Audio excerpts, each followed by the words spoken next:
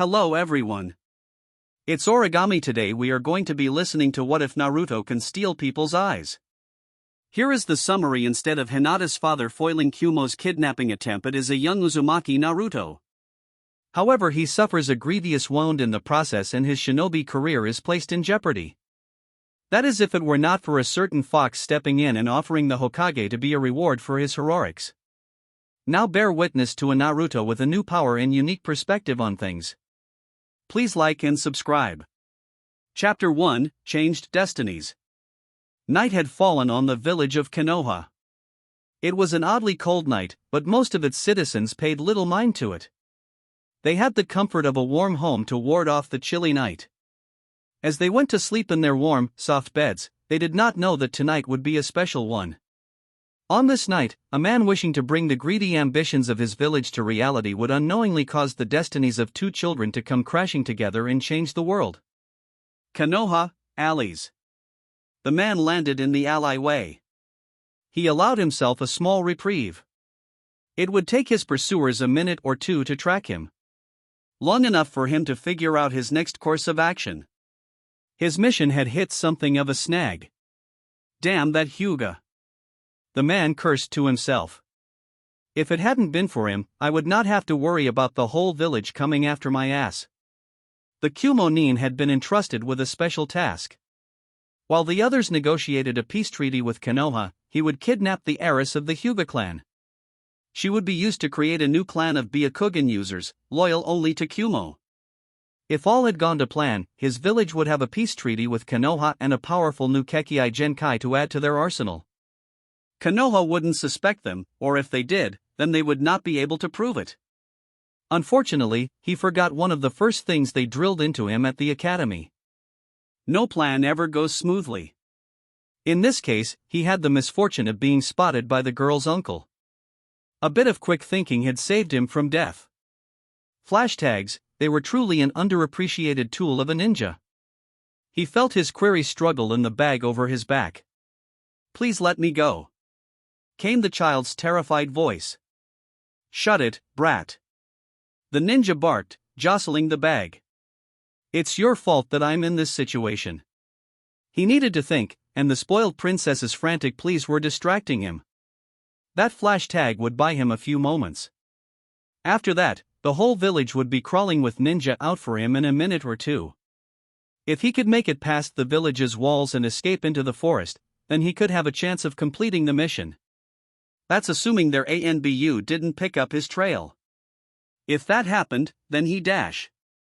No, he shook his head, warding off the morbid thoughts. He needed to focus on what he was going to do next, then when he was in a safe place, could he decide on what to do for any future complications? Perhaps if he could get into the sewer system, he might dash. Any farther thoughts came to a screeching halt as he felt a weight crash into him. He had forgotten another important rule of the shinobi: always be aware of your surroundings. He fell on his back, the bag sent flying with a yelp of surprise. Before his mind had enough time to process the series of events, he felt that weight land on him and soon felt small fists hit him. "Let her go, you big meanie," came a high-pitched voice. More than a bit confused, the Kumo nin's vision honed in on the perpetrator. It was a child, a boy, for years maybe 5. It was a little hard to tell because of how small he was. He had sun-kissed blonde hair that spiked in odd directions and blue eyes that were almost like an ocean to themselves. But the most distinguishing feature he had were the 3 whisker-like birthmarks on either of his cheeks. It took the nin a full 3 seconds for his mind to process the image before him and another 2 for it to accept it. Then anger flashed over him. A child had got the drop on him, and by the looks of the brat's ragged and ill-fitting clothes, he was a street rat of some kind and most likely an orphan. The humiliation he felt could not be described in words. A street rat orphan had gotten the better of him. If it had been anyone else in any other situation, he might have laughed it up before slitting the boy's throat. Instead, he let his anger take its course and lashed his arm out, striking the boy in the side and sending him flying away. "You damn rat!" he shouted at the boy. With the brat off him, the Kumo nin jumped back to his feet in time to see the boy charge at him. This time he was prepared for the child's assault and shot out his leg, landing a hit in the brat's stomach. The boy was sent flying into a nearby wall with a thunk. The boy tried to get up. Durable little bastard, aren't you? The Nin thought to himself. In the time it took to blink, the man was right on top of the boy. Grabbing him by his blonde hair, he smashed the child's head into the wall. The boy yelped in pain. Having regained control of the situation, the man allowed his anger to ebb, but only slightly. "You little brat," he growled at the soon-to-be-dead child. "Do you have any idea who you're messing with?" He tightens his grip on the boy's hair, causing him to squirm from the discomfort. "Don't care," the boy said through gritted teeth. "Someone was in danger, and I had to help." "You help?" "Ha, all you did was piss me off and put yourself in danger," the Kumonin said, reaching for his kunai. "What kind of hero do you think you're supposed to be?" He pointed the blade weapon at the boy's throat. "I'm Uzumaki Naruto, and one day I'll be Hokage," the boy all but proclaimed. "If I can't save one person from a bastard like you, then I don't deserve it." The man had to suppress a chuckle at the boy's audacity. This little brat become Hokage? The day that happened was the day that Kami descended on the earth. Unlikely as one, this boy would be dead soon enough, and two, he was not a religious man. "We'll see about that," he said, ready to plunge his weapon into the boy's eye socket. Then something stayed his hand. He had looked into the boy's sapphire eyes. Eyes that were full of defiance and determination, full of life. It rubbed him the wrong way. "Kid, I don't like the way your eyes look at me," he growled into the boy's ears as an idea formed in his mind. A streak of sadism that he knew better to indulge in, but at the moment, he didn't care. He had bruised ego to nurse. "Tell you what, brat. I won't kill you." He held his kunai to the boy's cheek and applied enough pressure to draw a prickle of blood. "In exchange, I'll teach you a lesson in respecting your betters." He moves the small-bladed weapon to the eyes. "And I think I'll start with those disrespectful eyes of yours." Then with a twisted laugh, he dug the tip of the kunai into the corner of the boy's eyes, inciting a pained scream from the young child. The sound was a catharsis for the stressed shinobi, one that he would enjoy for the next minute and a half as he continued to gouge out the boy's eyes. He lowered his kunai to admire his handiwork. Once there were deep blue eyes that could have put the sky to shame, there were now two bloody and empty sockets. The eyeballs now laid on the ground. With a swift motion, he stomped on them, ending any hope for them to be reattached to their owner.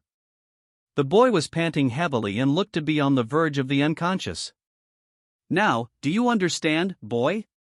he said, his voice calmer than it was before. "You could never beat me. Think about that as you bleed out here." He was about to drop the child when he heard him mumble something. "What was that, brat?" More mumbling, this time a bit louder. "Speak clearly, boy." "Not beat," the child forced out. "Just be you busy." Then he went limp. In the few seconds he had consciousness, the Kumo-nin realized a third rule he had forgotten. Distractions killed. He felt a jab in the back of his neck, and darkness claimed him. Hayashi silently watched as the Kumo-nin slept over and gently caught the prone body of one Uzumaki Naruto. Looking down at the young Jinchuriki, seeing the mutilation that had been inflicted on the child, the Hyuga clan head was for a moment tempted to kill the man. He certainly had the right on three accounts, first and foremost as a father, then as a shinobi of Konoha, and lastly as a friend to a dear old friend. "Minato and Kushina, if you're seeing this, please forgive us." He let his rational side win out. They needed to know the full details of Kumo's plans here. "Hayashi-sama," he heard a branch member say to him. "Your daughter is safe." He tore his eyes away from the Grizzle sight and laid them on another sight that broke his heart. The terrified and traumatized expression on his beloved little girl was a sight no parent should ever be forced to see.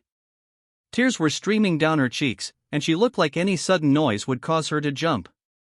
She looks up to him, their eyes meeting. The mix of fear and hurt in her eyes was almost too much for him to bear. "Otosan," her trembling voice whispered out, almost like she couldn't believe what she was seeing. Forcing himself to smile, he kneeled before his frightened daughter. "It's all right, my precious Hinata, you're safe now." he said, keeping his voice calm and even. That seemed to do it for her as she latched onto him and began to cry into his shoulder. I was so scared. She sobbed, her words almost incoherent.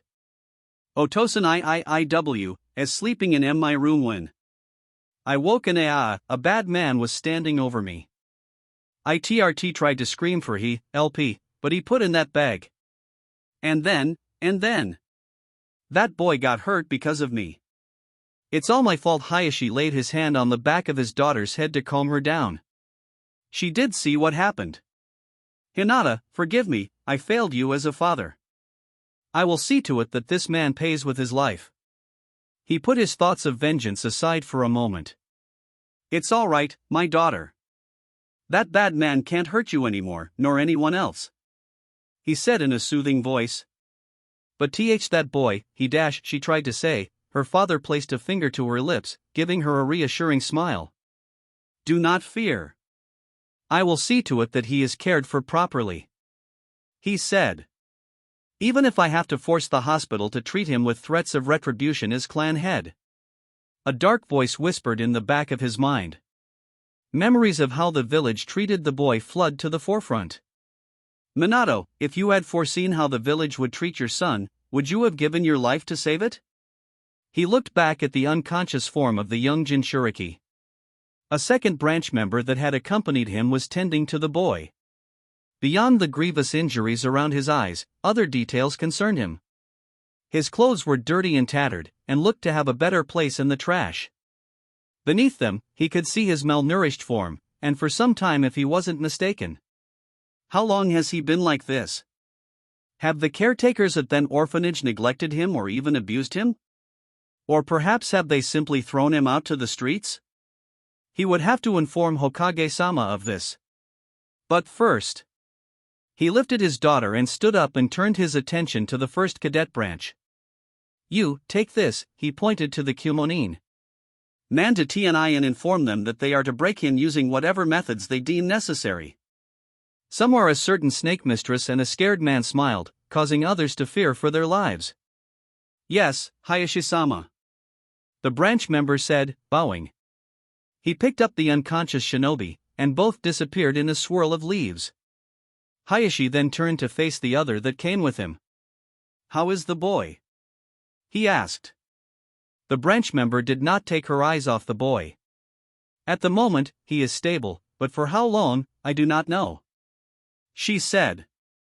I would recommend that he be taken to the hospital to make sure he stays that way. Hayashi nods at the woman's recommendation. I will see to that personally, he said. And much more, he silently added. It was high time that he did something about the son of his best friend. The Sandame's orders be damned.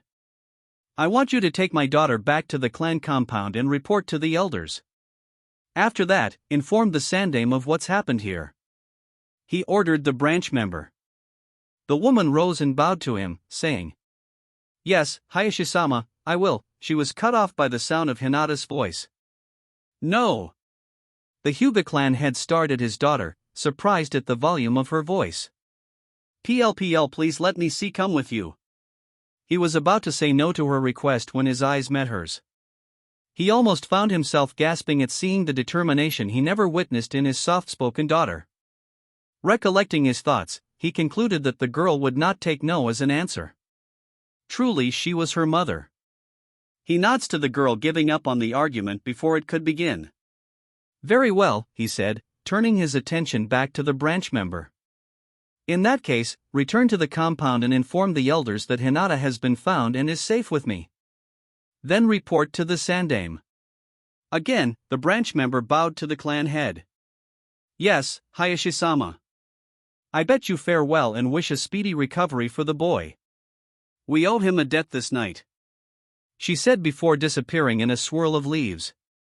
That we do, he said to no one in particular. And much more. He moved to the prone form of Naruto, and carefully he moved his daughter to one arm where she wrapped her arms around his neck. He picked the boy up, taking care not to aggravate his wounds. Come, daughter, we have a busy night ahead of us. Then all three figures vanished in a swirl of leaves. An hour later, Konoha Hospital. Sarutobi Hiruzen, the Sandaime Hokage of Kanahagakure, renowned as the professor and feared throughout the elemental nations as the shinobi no kami, was for lack of a better word, furious. No scratch that he was murderously livid, such that killing intent was rolling off him in waves. The only reason everyone within 10 feet of him wasn't in a fear-induced coma was that he was actively keeping it from spilling over and lashing at the nearest living thing. That, however, did not stop people from going pale as a ghost at the sight of the dark aura surrounding the old shinobi. He was willing to tolerate many things and, in hindsight, should have come down on the insubordination of his former teammate Danzo, Kakashi's perpetual tardiness, even the nonsensical rantings of the civilian council. But this was a step too far for him. The attempted kidnapping of one of his citizens and the maiming of another. The latter of which he considers to be his surrogate grandson. He knew that he was well within his rights to send the severed heads of Kumo's so-called peace delegation with the torn-up remains of the treaty and a declaration of war to the Hokage. He stopped just before a door and took a deep breath to calm himself and contain his killing intent. No, it would not come to war against Kumo. He had seen enough war in his life. He would still see to it that Kumo paid dearly for its offense this night. Their delegation was currently detained at the hotel they were staying at. Under the watching eyes of a dozen ANBU squads, no one was to leave that building under the threat of being arrested and sent to TNI. The kidnapper was at the moment enjoying the best hospitality that Ibiki and Anko had to offer. Konoha would soon enough have the information it needed to embarrass Kumo should it try to raise a stink over it. Plans of revenge well in place, and having brought the inferno of his anger to a low simmer, Hiruzen opened the door and entered the room where young Naruto was resting. The sight before him almost brought him to tears and reignited his anger tenfold. Sleeping peacefully, the blonde-haired boy lay on the hospital bed, the white bandages wrapped around his head, proof of the mutilation that had been inflicted. Seeing the young Hyuga heiress was what kept him from going over the edge. Reining in his emotions, the old Hokage gazed at the boy. He thought of his family. He could only think of his failures. Minato, my friend, I have failed you and your son yet again. It was at times like this he felt that he had become too old for this job. Hokage-sama, it is good to see you. The voice of the Hyuga clan head tore him out of his thoughts. Hi, he responded to the man. It is good to see you as well, Hayashi-san. I only wish it were under better circumstances. He looked back at Naruto, not bothering to hide the sadness in his eyes. Next to his bedside, passed out, was Hinata Hyuga. What is young Naruto's condition? He asked. For a moment, Hayashi hesitates, worrying the old Hokage. At present, he is in stable condition, Hokage-sama. The doctors are treating him well, though it did take some convincing on my end, so the lady at the reception would let us in. Hiruzen let out a tired sigh, even 5 years later. Many still held a grudge against the Uzumaki boy for what he contained, mostly the civilian population. He waved at the Hyuga clan head for him to continue. Aside from the injuries around his eyes, he sustained blows to his back, stomach, and the back of his head. Fortunately, none of them were serious and easily treated by the doctors or already healed due to his condition. Hayashi said, carefully skirting the law due to the presence of his daughter. The advanced healing granted by the Kyuubi, one of the few good things Naruto got out of his raw deal in life. However, Hayashi added in, causing the old Kage's apprehension to grow. While examining the boy, they found signs that he has been malnourished for several months now and evidence of physical abuse. Hiruzen felt his anger grow again, but he kept it hidden and only showed a sad expression. While I have nothing else to go on, I believe that the caretakers have mistreated Naruto and have likely thrown him out of the orphanage. Making a mental to have a discussion with the caretakers of the orphanage, the Sandaime spoke. I see. Thank you, Hayashi-san. I will look into this matter personally. But for now, my concern is with young Naruto right now. Is there anything else I should know about? He knew he should have never asked that question. It usually proceeded with an answer that he didn't like. The ever so slight and brief change in the Hyuga's expression confirmed his fears. Yes, Hokage-sama. While the doctors and the boy's regenerative abilities have healed all the injuries he has sustained, one was not and may prove to be a problem for his future. Hiruzen felt an odd chill going down his spine, one that he could not quite place. He glanced back at the Jinchuriki, wondering what could be beyond the Kyuubi's power to heal. He saw no sign of a permanent injury or one that could make the boy's life more difficult than it already was. Then something clicked in his mane and lump formed in his thought. The bandages around his head did cover his eyes? Right? Was the fox able to regenerate them? He looks back to the Hyuga head. Hayashi-san, please tell me that his eyes have dash, he began the question. His worst fears were confirmed when the man shook his head sadly. I'm afraid that seems to be beyond its power, he said, and Hiruzen could almost hear his heart break. Can't they implant new ones? Hiruzen asked, almost pleaded. The shake of Hayashi's head dashed that hope. The nerves that would normally connect his eyes to his brain were too heavily damaged for that procedure. That was it then. Naruto Uzumaki was blinded forever. If the council ever found out about this, they would use it as leverage to prevent the boy from signing up for the shinobi forces, crushing his dreams of becoming Hokage before they could ever begin. No. I must not think like that. There has to be a way. The Hokage thought, steeling himself like he would before a battle in his prime. His old but still sharp mind raced with all the possible actions he could take to help his surrogate grandson. One slim but possible alternative came to mind, one of his wayward students. If we could get Tsunade back in the village, she might be able to help Naruto. He expressed his idea. He saw the Hyuga clan head rubbed his chin, mulling over the idea. She is considered to be the greatest medic ever to live. He said a statement that Hiruzen took with pride. But are you certain that she would be able to help the boy? After all, we are not just discussing healing scrape or even a broken bone but restoring the eyes of a person. Hiruzen knew that Hayashi had a point. Tsunade was lauded as a medical genius of unparalleled ability who practically reinvented the healing arts, but even this could be beyond her. But if anyone could do it, it would be her. It may be Naruto's only chance, Hiruzen spoke with full confidence. I'll get in contact with Jiraiya and see if he can't.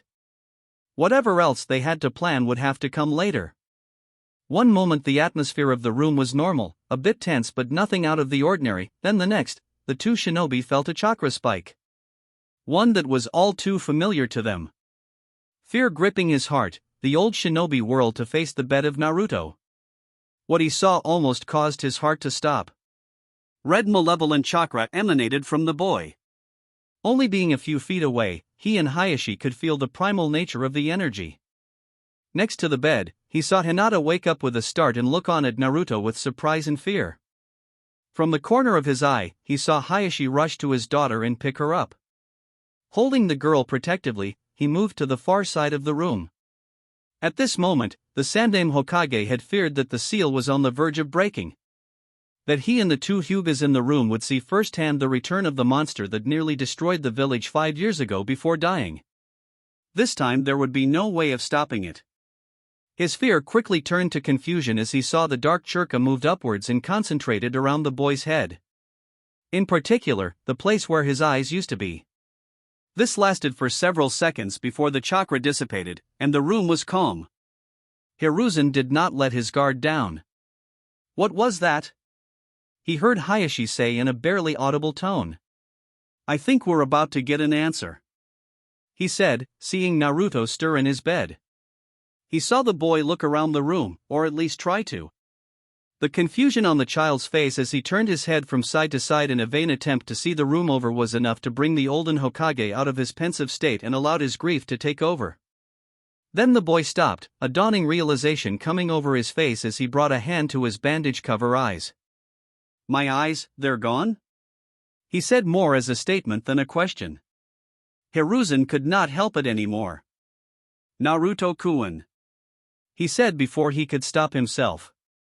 He saw Naruto flinch at the sound of his voice. Again, he looked around, trying to find him in a room he could not see. Gigi? Is that you? The young boy asked, his voice sounding timider than he ever heard before. Yes, it's me, my boy, he said, trying to keep his emotions in check. The boy stopped his wandering and turned his head to face him as best he could. He tilted his head like someone would when gazing at a particular specimen. "Are you there?" he asked. Hiruzen closed his eyes and took a deep breath to brace himself for what was to come. "Yes, I am Naruto-kun. It is good to see you are well. GG." The boy cheered aloud, bringing a smile to Hiruzen's face. "I'm so glad that you're here." Where is here?" he asked, scratching his whiskered cheek. The bright smile that flashed across the boy's face was almost enough to wash the old man's pain and grief of the day away almost. "In a hospital room," Hiruzen answered. He saw the boy visibly stiffen at the answer, and Saratobi's face took a dark expression. What kind of encounter did he have here to incite a reaction like that? "Don't worry, young Naruto Hayashi assures me that you have been treated well by the doctors." He tried to calm the child. Questions would have to come later. Naruto relaxed at the old man's reassurance. Then a questioning look appeared on his facial features. "Hayashi?" he questions. "He is the man that brought you here," Hiruzen said with a smile, happy to know that some of his citizens were willing to look after the young Jinchuriki. Still holding his daughter, Hiruzen saw Hayashi step into his peripheral vision. "Hello, Uzumaki-san," Hayashi said. "I am Hyuga Hayashi." Naruto turned his head slightly to face the Hyuga. It seems the boy was quickly adapting to his blinded state. "You were the one that brought me here?" he asks, an edge of nervousness in his voice. "Indeed, I was," Hayashi responded. "Once I had dealt with the kidnapper, I brought you here to have your injuries treated. I even made sure personally that the doctors treated you well," he explained. "Really? You did that for me?" Naruto asked, the disbelief both clear and heartbreaking. Glancing at the Hyuga patriarch, Hiruzen saw a small but sad smile on the man's face. "Indeed, I did. It was the least that I could do after what you did for my daughter," he explained. "Your daughter?" Naruto asked, a bit confused. "Oh!" he exclaimed, his expression brightening up. "That really pretty girl that man was taking?" he commented offhand. Hiruzen had to bit back his chuckle at the boy's comment on the Hyuga heiress. That chuckle turned into a full laugh at the girl's voice made. Looking at her, he saw that her face was about as red as a tomato. Hayashi's smile had become more genuine. "Yes, the pretty girl," he said with a bit of mirth in his voice. "Why don't you introduce yourself, Hinata?" What? I'm. Hinata stuttered out. The poor thing looked about ready to faint. "I'm Hyuga Hinata. It's nice to meet you and Nanera dash. Uzumaki-san," she managed to say. Naruto's smile grew wider. "Hinata, you have a pretty name," he said. "I'm glad you're okay." Hiruzen could almost see the steam coming off the girl as she tried to process the boy's comment. Better move this along before the poor girl's higher functions shut down, he must to himself. "She is fine, Naruto. A bit frightened, but all right. Thanks to you," he said, congratulating the boy. Naruto faced the Hokage. "I'm glad she's all right," he said. Leave it to Naruto to be more concerned with the well-being of others than his own. "He truly is your son Minato and Kushina. You would be so proud of him right now," Sarutobi thought to himself. "Though I am sorry to say that you have paid a high price for saving her," he said sadly. Naruto gave him a questioning look before he realized what the old man was referring to. He brought his hand back to his bandaged head. "That's right, my eyes," he said softly. "I'm sorry to say that the doctors will not be able to restore your eyes," Hiruzen said. "Nor will they be able to implant new ones." Naruto still maintained a small but sad smile. "It's okay, Gigi. I already knew. But I think it's worth it. So as long as Hinata is safe." It still wasn't comfort for Hiruzen's tired soul. "Not to worry, Naruto. I have an old student who may wait. He said. His mind went back to a part of Naruto's statement. You said you already knew? How? He asks. The blonde-haired boy scratched the back of his head, laughing nervously. You caught that, huh? He said. Hiruzen had the sudden urge to get a bottle of aspirin. Let's just say while I was out, I had an encounter of the foxy kind. Hiruzen felt his eyes narrow at the not-so-subtle clue. Next to him, he saw Hayashi put Hinata down. Hinata, could you please step outside for a bit? The Hokage and I need to talk to Uzumaki-san in private. He told the girl, who hesitantly glanced at her father, then at Naruto. Finally her eyes settled on Sarutobi. The old man nodded his head at the girl, thankful he would not have to explain some awkward subjects. Go on ahead, young Hinata. We'll call you back in when we're finished. He said. The girl nodded at him and looked back at her father. Okay, Otosan. She said quietly. Then she turned to face Naruto and bowed. Gee, goodbye Uzumaki-san. She walked across the room and, with an opening and shutting of the door, was gone. As soon as the door was shut, Hiruzen walked to the wall opposite of Naruto and placed his hand on it. Channeling his chakra, he activated the hidden silencing seals. During the hospital's construction, he had ordered these seals placed in every room if he or other ranking officials in the Shinobi Corporation needed to hear in private the reports of returning wounded shinobi. Turning around, he faced the young Jinchuriki. Explain. He ordered. For a moment, Naruto was silent as he gathered his thoughts. It began not long after I blacked out. Unknown. Naruto woke up still feeling the stinging pain around his eyes. The first thing he noticed was that he was wet, very wet. He sat up and looked around, seeing that he was in some kind of sewer. He didn't recognize it as anything that Konoha had, or at least not what he had explored of it. Could it be an older section he hadn't explored yet? Just great, the team threw me down into the sewers. He thought, getting up and began to walk down the strange sewer tunnel. He turned his head around, trying to get a good look at the place and trying to figure out where he was. I have to get out of here and tell Gigi about the bad man. If he was fast enough, there might still be time to save that pretty girl he saw just before the bad man tore his eyes out. He stopped in his tracks at the last thought. Entirely too calm for the situation, he reached his hand up to where his eyes were and felt them. They were still there and intact. He could see. But that was impossible, right? That man had used that sharp knife thing to cut them out. He even still felt the lingering pain around them. So, shouldn't the only thing he sees be pitch-black darkness like he would when he slept? Should he be feeling empty holes where his eyes are and the blood around them? This is strange. He thought, surprised at how calm he was about the oddness of his situation.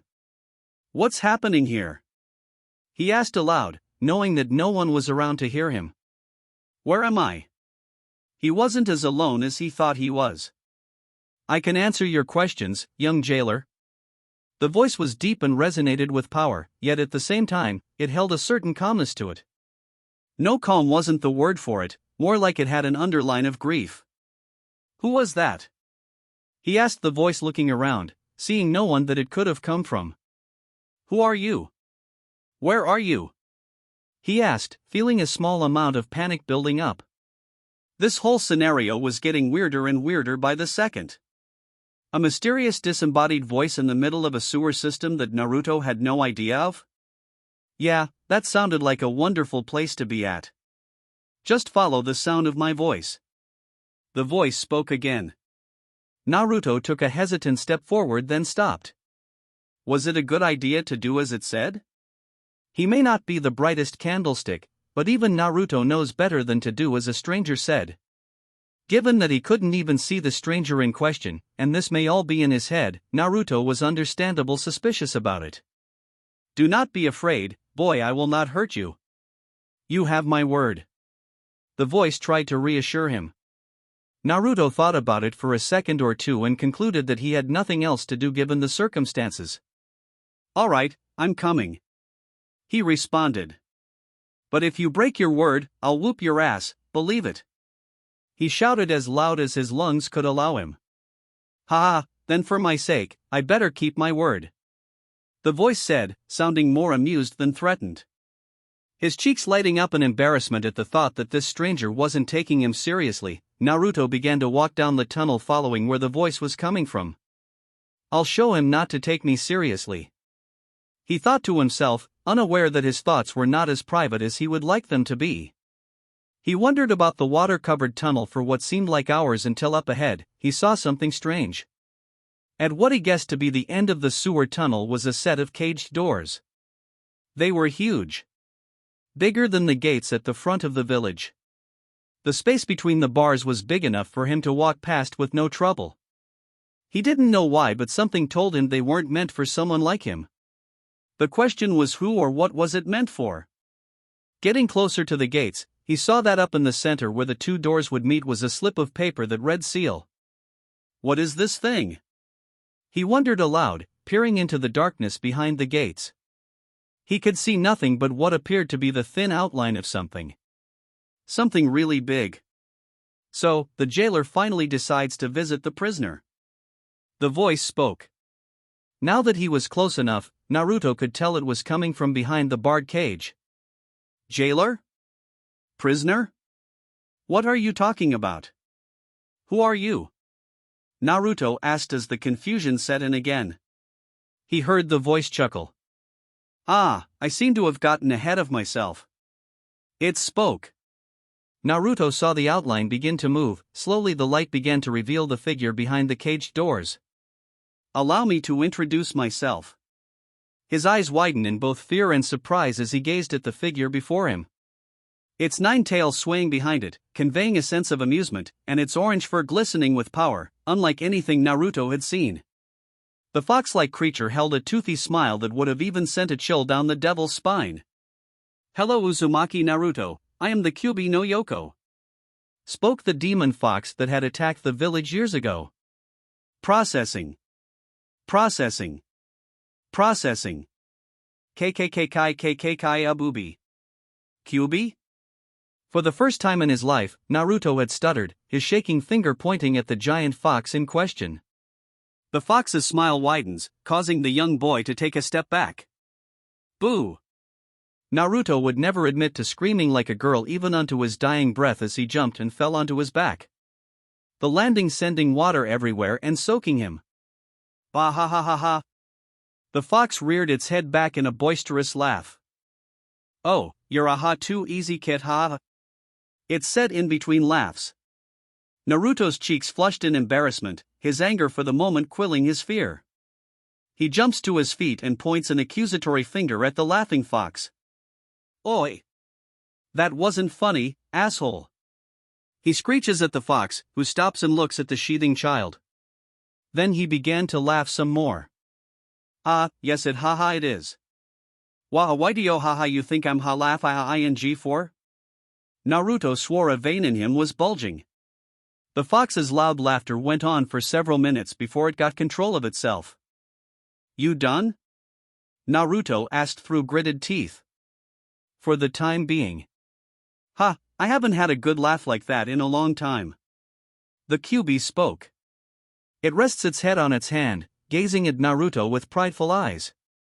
For a moment, he thought he saw a hint of softness. Now, I do believe you have questions for me? It asked. Yeah, I do, Naruto shouted at the fox. Where are we? And how are you alive? Wasn't the Yondaime supposed to have killed you? This wasn't good. If the Kyuubi was still alive, the village would be in big trouble. I need to find a way out of here and tell Gigi that the fox is still around. Maybe he'll know what to do. Kit. You're standing right in front of me. I can hear you just fine. Keep your tone down. The fox said, the annoyance dripping from its voice. Naruto was about to shout again. He stopped himself, deciding that annoying the giant fox of doom and destruction wasn't going to be good for his health. Answer my questions, he said in a leveled tone. Better. Now, as for how I am still among the living. Kyuubi responded. That is simple. I cannot die. I am a being made of pure chakra, pure energy directed by a powerful mind. Even the most powerful of your kind could never hope to kill me, not truly. At best, you can disperse my body, but I would simply reform years later, and you would be back at square one. He said. Naruto decides it was a he, by his voice. So, you're not dead, then how did the Yondaime defeat you? If Naruto could find how his hero beat the fox, then maybe he could repeat it. What hoping you can defeat me? Like your hero, the Yondaime did 5 years ago, the fox sarcastically replied. Even if you did know, it will be years before you have the skill and knowledge to pull it off. Assuming you're even capable of it. But to answer your question, the Yondaime, instead of killing me, went with the next best thing. He sealed me away. Sealed you away? Naruto asked. Yes, indeed. The art of Fuinjutsu is a powerful ability that few can use and even less master. I suggest that once you're out of here that you look into it. Who knows, you might have a talent for it. Naruto had a strange feeling that the fox knew more than he let on. Why would you ask me that? He asked. It seemed odd that the fox would encourage him to study the same power that the Yondaime used to defeat him. Why? The QB parroted. I suppose that would be confusing to you, Kit. Well, to say that we are in the same boat would be the understatement of the century. Understatement of the century? Same boat? Naruto muttered, trying to figure out the fox's angle. Stop talking in riddles. Just tell me. The fox rose, standing on all fours. Tell me, Kit, what do you think the Yondaime used to seal me? He asked. Used to seal you? Yes, used to seal me. When it comes to sealing anything, be it a kunai or an article of clothing or, in this case, a living being, you need something else to contain it. A vessel of sorts, in this context my prison. The QB explained. Naruto got it now for a seal to work. It needed something else to work as a container. I don't know, a scroll, or maybe a teapot. Anything that could capture you. Naruto answered. For a moment, the fox looked like he had been insulted. By the way, he glared at the boy.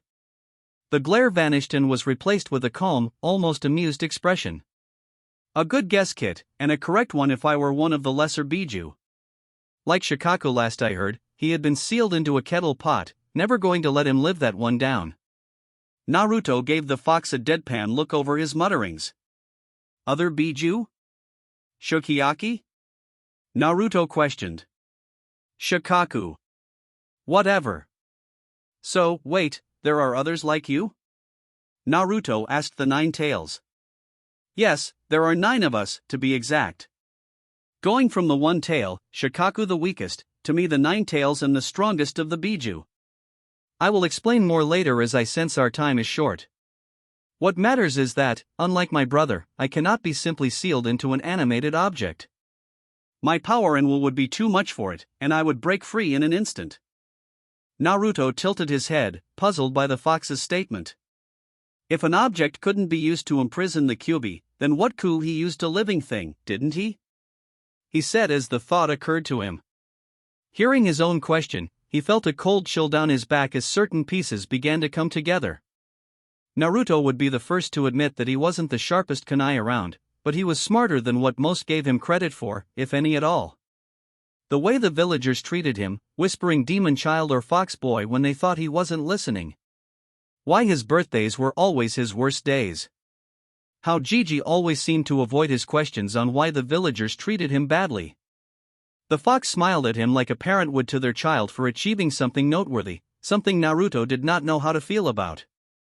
Correct, boy. What's more, he could not use an animal since they would not have the will to keep me at bay. The vessel to be a human, ideally a newborn baby, as their chakra networks would still be forming and could adapt to the strain of the sealing. Naruto felt his knees start to shake. It was me, wasn't it? I was that baby. He said quietly, not sure if the fox could hear him or not. He did. Yes, you are my container. My prison. Naruto fell to his knees. I am a monster. It's like everyone said I'm a demon child. I killed all of those people 5 years ago. The child muttered out his voice, quivering as tears streamed from his eyes. It was no wonder that the whole village hated him. He was the Kyuubi in human form. Gigi must hate him too. The shell-shocked blonde did not get far in his self-loathing. The fox pounds a fist into the watery floor, sending a shockwave out that almost blew Naruto away. Recovering from the blast, the boy looks up at the seething fox, shock and fear battling it out for dominance. Uzumaki Naruto. If your Okayasen heard you right now, she would whoop your ass for such stupidity. He said in a low growl that caused the water to ripple. To say and believe that is an insult to you and me and degrades the sacrifice that your yandere made to save your worthless village. Now tell me, kid, do I look like a scrawny snot-nosed brat to you? Naruto shook his head, not registering the insult thrown at him. Now, do you look like a giant fuck-murdering nine-tailed fox? Again, Naruto shook his head. Good boy, you do have a brain in that thick head of yours.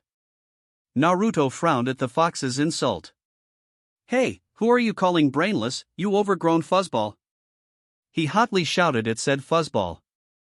That's the spirit, Kit. I don't need you going emo on me like a certain group of people with an eye infection. Elsewhere, all the residents at the Uchiha compound sneezed, except for one. Is something going around? He asked. Back to Naruto and the fox. You are not me, and I am not you, Kyuubi said, starting to calmer than before. Got that, Kit? Naruto nodded his head. Yeah, I think I do. Good, glad to know my vessel isn't a complete moron. Watch it, fuzzball. Humph, the fox snorted. Any other questions before we move on? Yeah, Naruto replied, looking around the sewer. If you're supposed to be inside of me, then what is this place, and why am I here? Last I checked, I didn't have a sewer inside of me. He asked. Simple, we're in your mindscape. The Kyuubi said. Mindscape? What's that? Simply put, we are in your mind. Here we can converse as we are doing now. There are other uses for it that I will tell you about them later. Okay. I'm not sure if I follow. But if this is my mind, then why does it look like a sewer? Naruto asked, taking another look around at the admittedly boring scenery. He was expecting the inside of his mind to look a bit more awesome than what he was seeing. And how did I get here? I have a few ideas, but that will have to wait. Though I can tell you that you can change it once you know how to. Wouldn't mind a change of scenery. As for how you got here, I was able to pull your consciousness here after you black out from the pain of your eyes being torn out by that Kumo nin. Naruto shot back up to his feet. That girl? He shouts, realizing he had completely forgotten the events in the Ally. I have to get out of here. She could still be in trouble. He frantically looks for any sign of an exit. Calm down, Kit. The girl is safe. Right after you lost consciousness, I sensed someone else deal with the kidnapper. Kyuubi said. Naruto let a breath of relief at hearing that the girl with the pretty eyes was safe. That's nice to hear. He said, plopping down into the water. So, you said that you brought me here? Why? I have two main reasons, replied the fox. First, I had wished to meet my jailer in person. If we are stuck together, we might as well get to know each other, so we don't end up wanting to tear out each other's throats out. Naruto nodded his head to show he understood the fox's reasoning before shifting his position into a sitting one with his legs crossed. Now that he thought about it, he was surprised that the Kyuubi, the monster that attacked his village, a being that killed hundreds if not thousands of innocent lives, a creature that supposedly could level mountains with a single swipe of one of its 9 tails, was acting so cordial. Hearing the stories of the fox from the village had built up an image of a snarling beast that craved only carnage and destruction, an embodiment of death. What he saw here was nothing of such. If anything, he seemed calmer than Gigi. For a moment, he wonders if what he knew of the attack 5 years ago was the full story.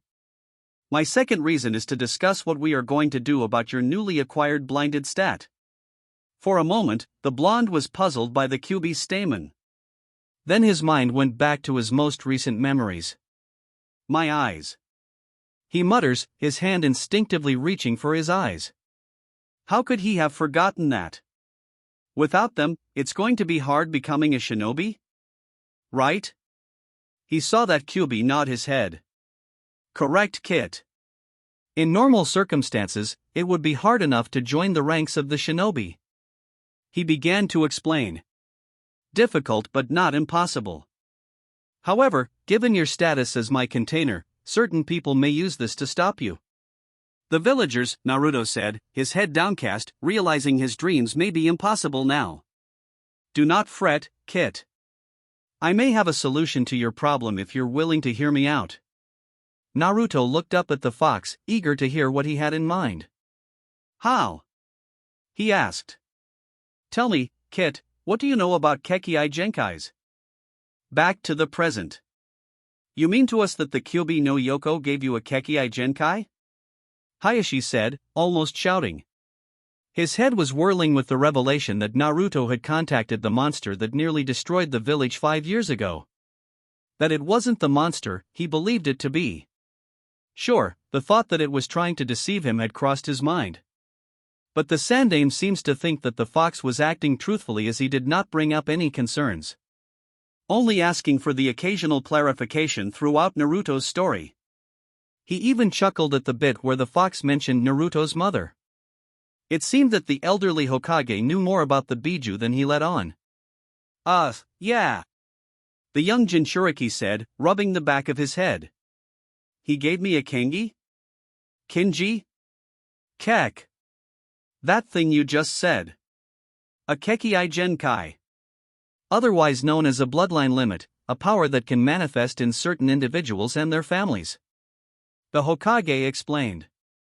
A powerful tool for some. It would explain why we felt the fox's chakra earlier. He did say that it might cause others to panic. Naruto said with a nervous smile. So, he sent me out to calm you guys down. How appreciative of him. Tell him he has my thanks. Sandaime said. I'll be sure to do that the next time I see him. He said that he has a lot to tell. The boy replied. He would not mind if I was in attendance for that.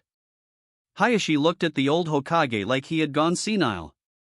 He was saying that like the two were old friends waiting to catch up with each other.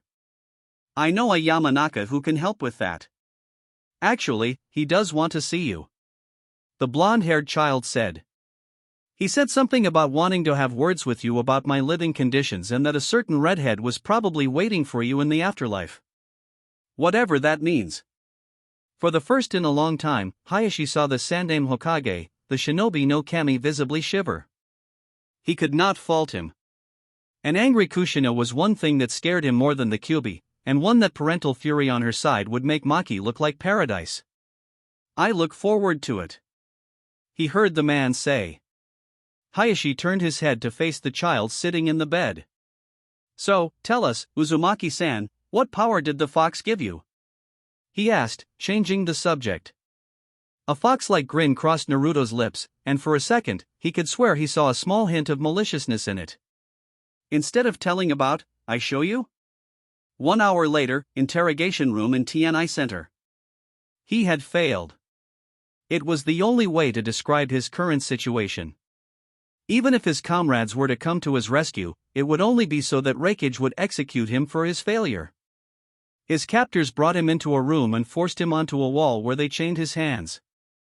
He was facing the far end of the room. He did not doubt that the wall was a one-way window and at present he was being watched. What more could they want? They already have everything I know. Another mark of his shame, when the interrogators came, he was prepared for whatever inhumane methods they had to force his lips. Even the Konoha, known for its peace-loving ways, knew when to get its hands dirty. Looking to the past 3 great shinobi wars was evidence enough of that. He was ready to die screaming, taking his secrets to his grave, the hope he had to carry some form of respect in his village. He broke in less than 10 minutes, and the scarred man that was his interrogator never even touched him. His shame was complete, and now he only had one of two possibilities to look forward to. Either he would be handed over to the Hubas and be killed for his transgressions against their clan. Or he would be released back to his village, or he would be executed for his failure. Two different paths ending in the same destination, his body becoming fertilizer for the ground. For a moment, he had contemplated the possibility of ending his life before they had a chance to decide his fate. He quickly discarded the thought because there was no way he could succeed due to being constantly watched, and two, it would be viewed as a final disgrace. He would take his death with whatever small amount of dignity he could. All of this was the result of one thing. Had he not indulged in his wounded pride, he would be well on his way out of Konoha and back to Kumo. He should have slit that brat's throat when he had the chance. He heard the door creak and a pair of figures walking in. He rose his head up to see who they were. He found himself taking an intake of air. One of them was a purple-haired kunoichi with a sadistic smile plastered on her face. The other caused his blood to boil with rage. "All right, brat, do your thing," the kunoichi said, sounding bored. "Don't know what the old geezer is thinking letting you in here." The boy that had ruined his life stepped towards him. He was now dressed in some simple clothes, and there were fresh bandages wrapped around his head. Nonetheless, he still recognized the boy that he mutilated. Every fiber in his being wanted to lung at the child and tear his head off. To hear his screams for mercy as he died. The former nin controlled himself, realizing what he was seeing was an elaborate genjutsu meant to torment him. He had to admit it was a nicely thought out one, forcing him to see his victim haunt his guilty conscience or get a rise out of him. Too bad for them, he saw right through their trick. "You took my eyes from me," the boy thing said, his voice sounding eerily calm for a child that had been tortured only a few hours ago. "Yeah, so what of it?" the Kumo nin said, deciding to humor the leaf bastards. "What are you going to do about it?" he said, mocking the image in front of him. "Get even with me by taking my eyes?" What the illusionary boy did next caused him to shiver in fright. He smiled. "There's an idea," he said, raising his hand to the man's face. He gave the child a questioning look. What were these leaf nin playing at? "What are yo dash?" His voice trailed off as he felt a strange sensation behind his eyes. An odd pressure one usually felt when they sneezed, only this time it was continuous and building up. "What are you?" he said before pressure turned to an aching then into pain. He felt like his eyes were being forced out of his skull, but he couldn't see what was causing it. The boy was only holding his hand out, and the kunoichi behind him wasn't doing anything. If anything, she seemed surprised by whatever was happening. The pain continued to build. It was like someone had lit a fire behind his eyeballs. He found it hard to breathe, feeling his whole body go numb. Then all at once, he felt an explosion of pain around his head. He screamed as he saw darkness. Hiruzen's mouth was still gaping when Naruto entered the observation room, a giddy Anko right behind him. He had seen what had happened and still found it hard to believe. At first, he had his reservations about letting Naruto in the same room as his tormentor. Kami knew what kind of reaction that would cause in the boy. But the young blonde was adamant about wanting the man to be, in his words, my first victim. A phrasing that worried him then and still did now. How Mitarashi was looking at the boy wasn't helping either. He looked out the one-way window seeing that the medics were still struggling to sedate the screaming man, blood dripping from his empty eye sockets. He looked back to Naruto, his gaze settling on the pair of green eyes floating in front of him, hovering just in front of where his eyes used to be. A strange sight for sure. The boy gazed up at the old Kage, the eyes moving with his head to look at him. As impossible as it was, he knew that Naruto was somehow seeing him through those eyes. "Naruto," he said to the boy, his mind already thinking of how he would spin this to the council. "Is this the power that the Kyuubi gave you?" he asked. He saw the boy nod his head. The eyes remained unmoving. "Yes, it is," he confirmed. "I still don't know what to call it. But what it does, as the fuzzball said, is it lets me take the eyes of others and see through them," he explained, holding his hand where the eyes floated to. Interesting. He said a few possible ways of what it could be used for already popping into his head. They would have to find out what all he could do with this ability. Can you control several of them, and how many? Are there any other powers your gift has? He asked, wanting to understand the new tool Naruto and Konoha had at their disposal. According to the fox, yes. He's not sure how many, but he estimates hundreds or even thousands. Naruto replied as his eyes floated towards Hiruzen and circled around him before returning to the child. Any other abilities, he says, I'll have to discover for myself. Hiruzen stroked his chin, thinking over the details Naruto gave him about his new power. Judging by what he could see right now, the eyes just floated in the air, somehow transmitting what they see directly to the user's brain. He speculated that thin chakra strings were somehow involved. Farther, he could see that Naruto could freely move the eyes around as he was doing now. Depending on how far they could go away from him, they would be invaluable in a reconnaissance role. Imagine being able to scout out an enemy encampment or the home of a target. After all, no one had a reason to look for floating eyeballs. Even then, they could be hidden in any number of places. Then there was the question of if he could see through several eyes at once? If so, how many at a time? Could he train to see through more? Could he use the Byakugan or the Sharingan if he somehow came into possession of them? How would he acquire more eyes? Many questions formed into the old shinobi's mind, just as they would whenever he came across a new Kekkai Genkai like this one. A power like this one had many possibilities, and he was certain that Naruto was eager to explore them all. But for now, Hiruzen turned his attention back to Naruto chatting with Anko and Ibiki. Despite the boy's energy, it was clear that the boy was tired. "Come, Naruto-kun," he said, taking a grandfatherly tone with the blonde-haired child. "I think it is time that you got some rest. We can learn more about your powers tomorrow." He held his hand to the boy, who took it. The pair walked out of the room, a couple of ANBU guards closely shadowing them. "Where are we going, Gigi?" Naruto asked, his head turned towards him.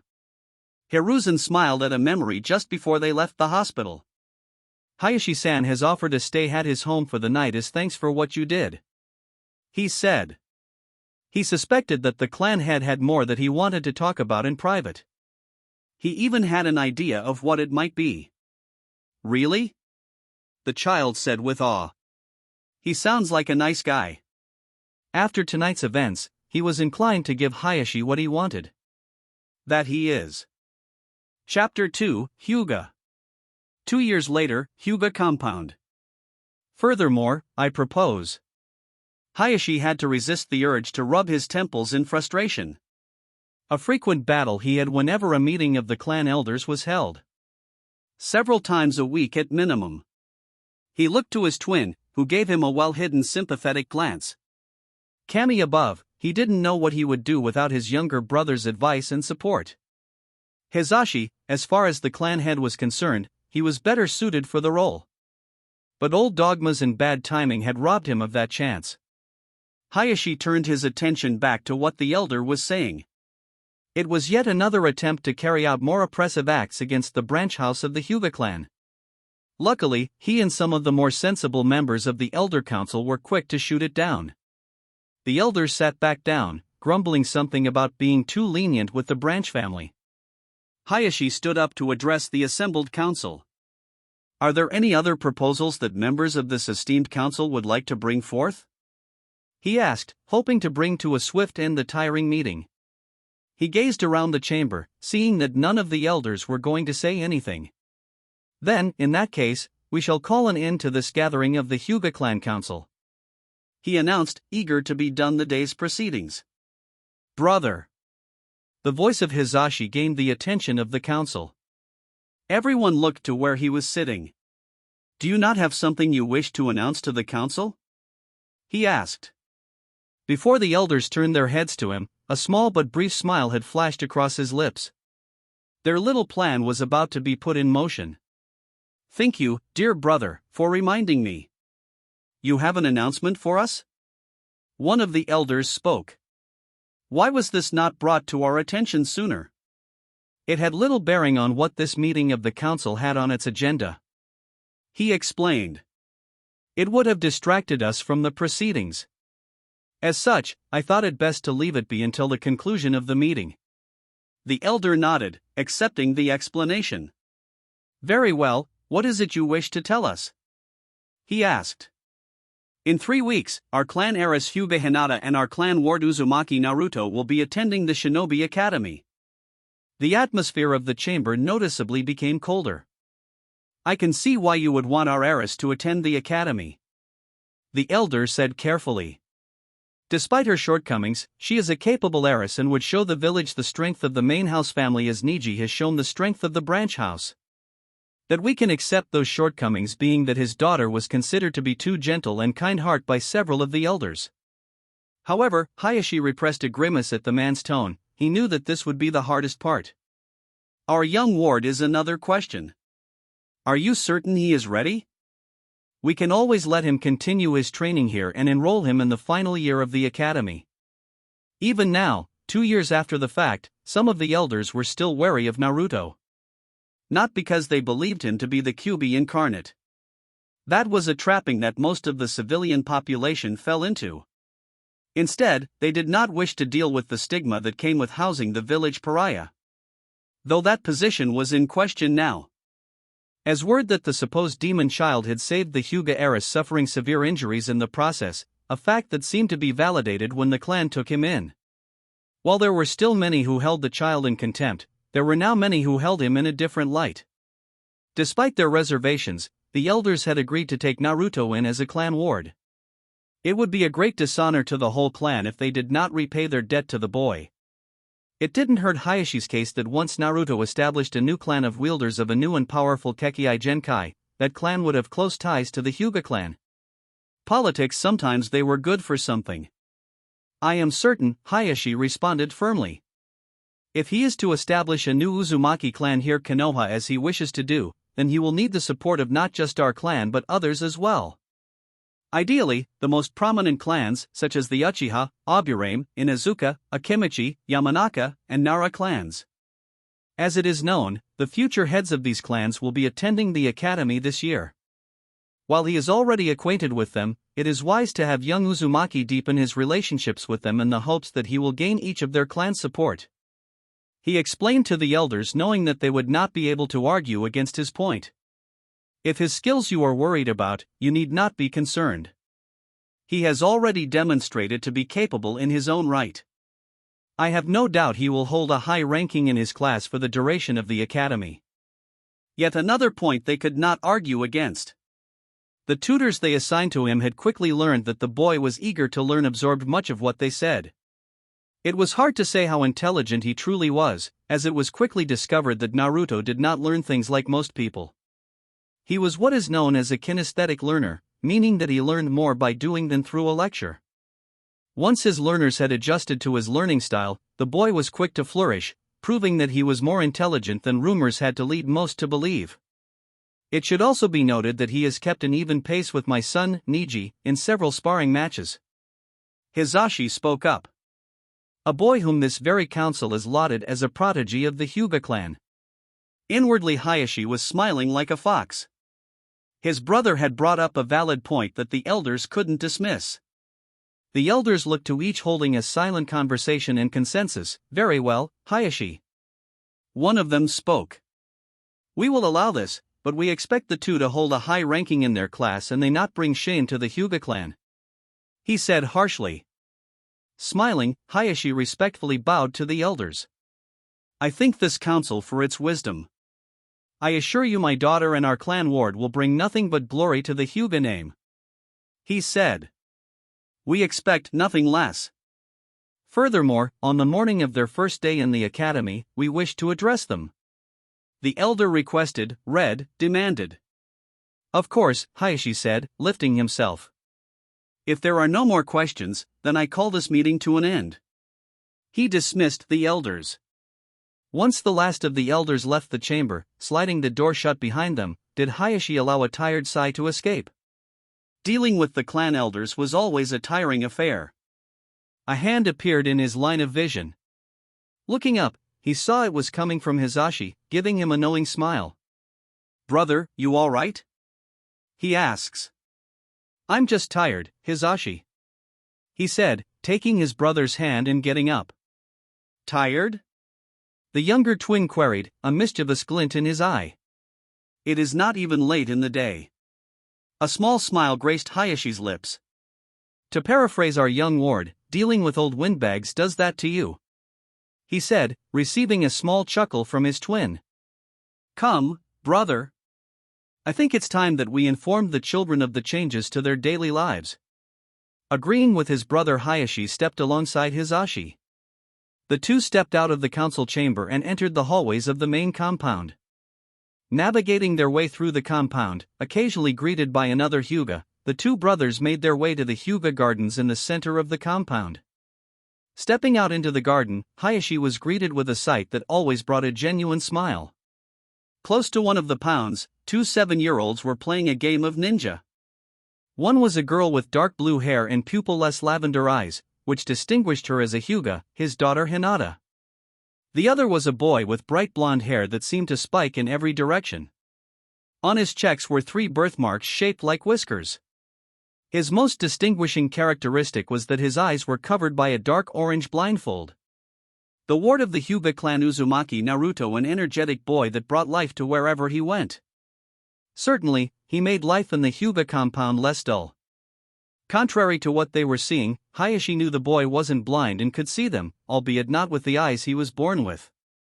The boy stopped in his tracks, turned to face the Hyuga twins, and waved at them before he resumed his game with Hinata. Close by, the two brothers could see another pair of figures watching the children play. One was a boy about a year older than them who was the spitting image of his father, Hisashi. A cold expression covered his face. Sitting on a bench behind him, her belly heavily swollen with child, was Hayashi's love and wife, Hitomi. A stunningly beautiful woman that appeared to be an adult version of Hinata, her dark blue hair hung below her shoulders. Hayashi and his brother walked towards the watching pair. Noticing them approaching, the boy turned to face them and bowed. Hayashi-sama, Otosan.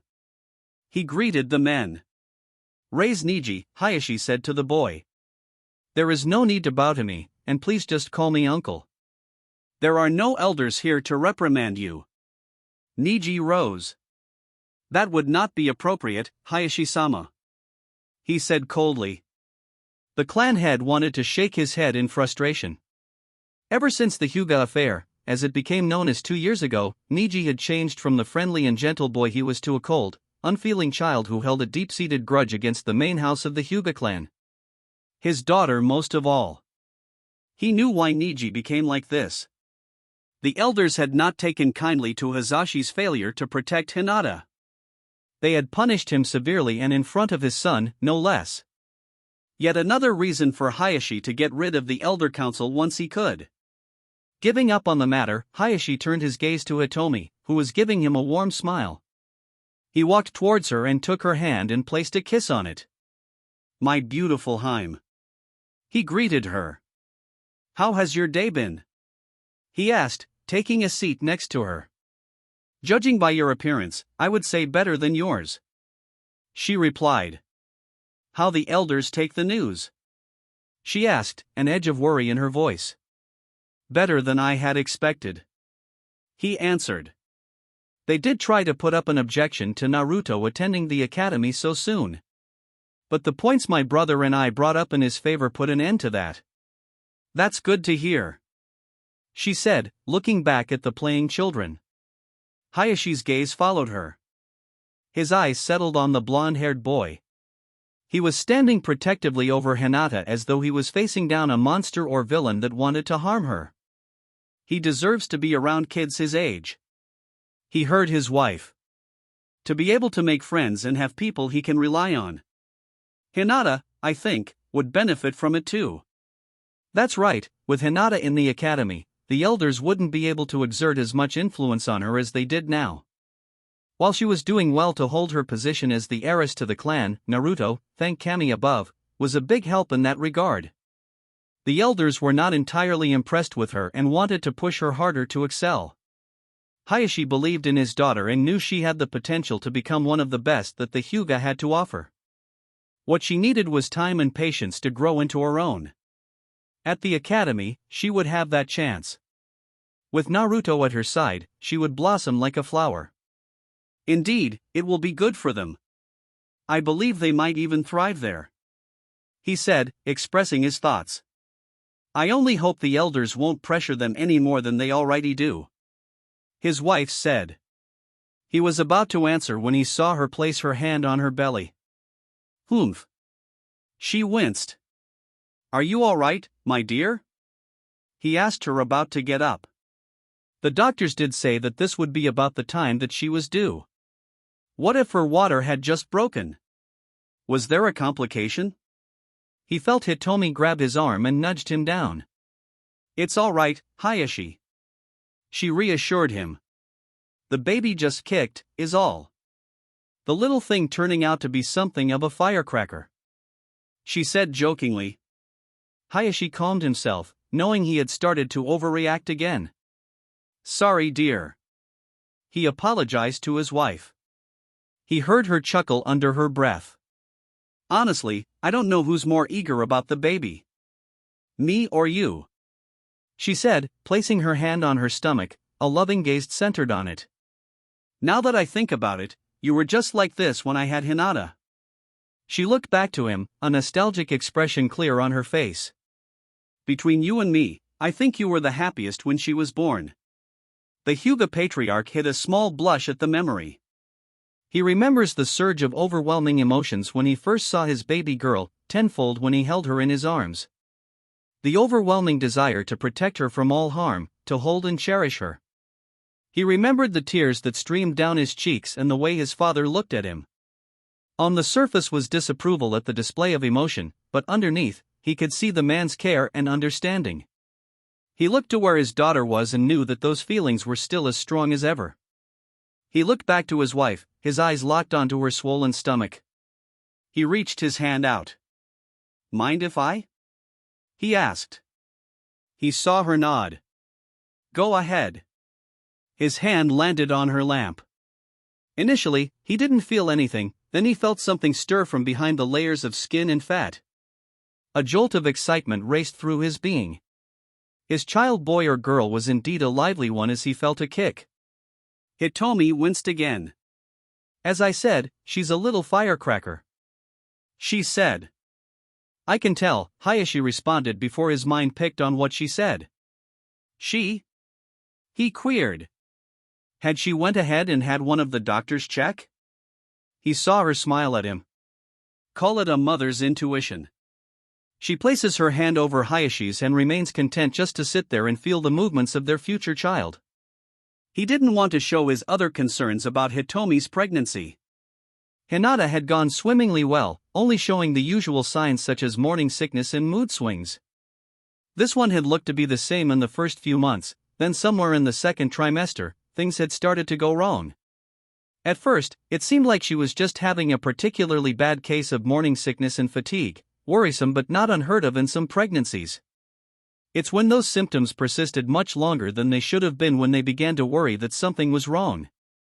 It culminated when she collapsed suddenly. She had been fortunate that a branch member had been close by to catch her. Otherwise, severe harm could come to her and the baby when she fell down the stairs leading to the compounds on the second floor. Since then, the doctors could not find anything wrong with her and the baby, no matter how they checked. Only for one reason or another, Hitomi was getting weaker as her pregnancy continued. There were times when she couldn't even get out of bed. There was growing concern that she may not survive childbirth. Even Hinata and Naruto started to show signs of worry.